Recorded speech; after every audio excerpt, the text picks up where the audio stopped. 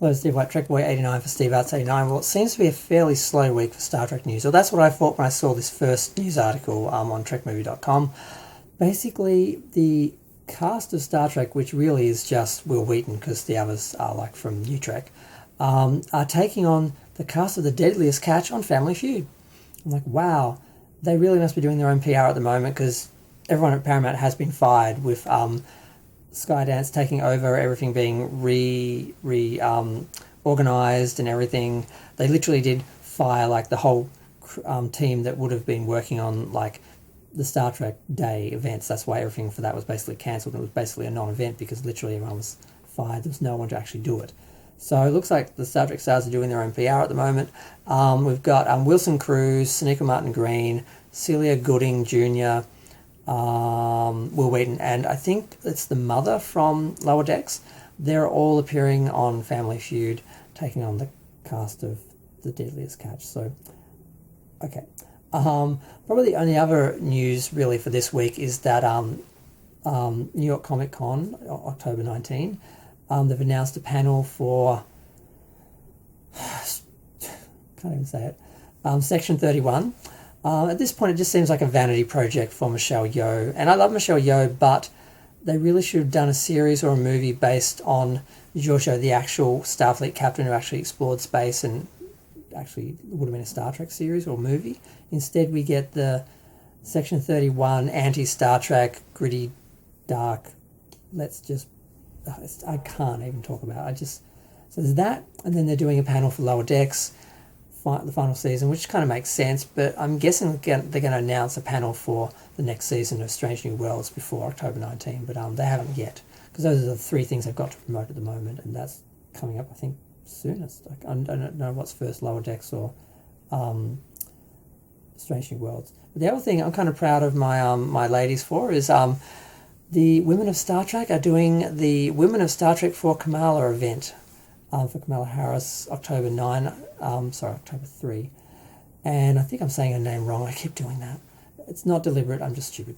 But yeah, so they've got Kate Mulgrew, Terry Farrell, Jerry Ryan, Gates McFadden, Michelle Hurd, Denise Crosby, and a bunch of other actors who all have little black and white pictures, I can't tell who they are all appearing at the Women of Star Trek for Kamala event, October 3rd. And the week before that, they're doing the Nerds for Harris, or the Geeks and Nerds for Harris event, hosted by Linda Carter. I love Linda Carter. She's the only person I have to leave the house for.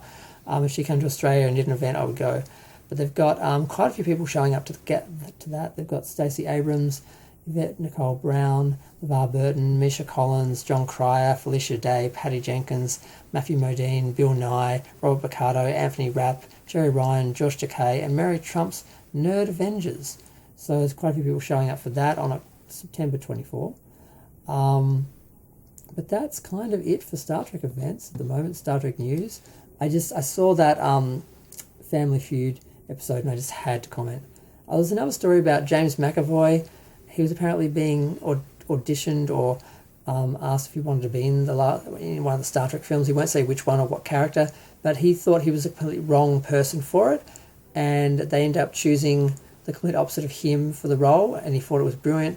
So apparently he's happy. He would have loved to have been in the show or in the movies, but he's happy that they cast who they cast and did what they did. So because he thought he was totally wrong for the role they wanted him for, but he wouldn't say what that was.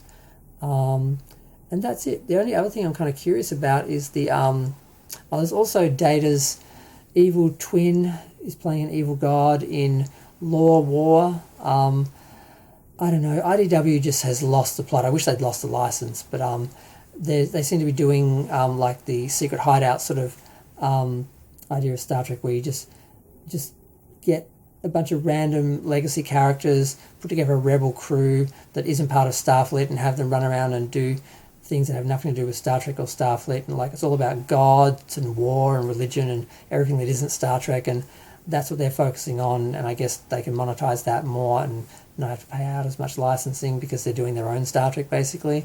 So they're basically doing the following the secret hideout model of Star Trek. So it's interesting, we get a bit of attention for a legacy character and some of the legacy characters that are in the regular cast, but so the Star Trek comics are a mess. I can't stand them. But that's it. The only other thing I'm wondering about is the box set for Discovery, the series box set, what the special features on the bonus disc are going to be.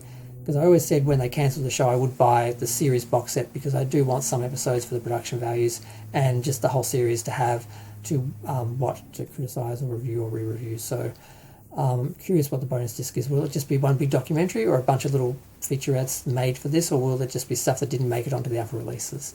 I don't know.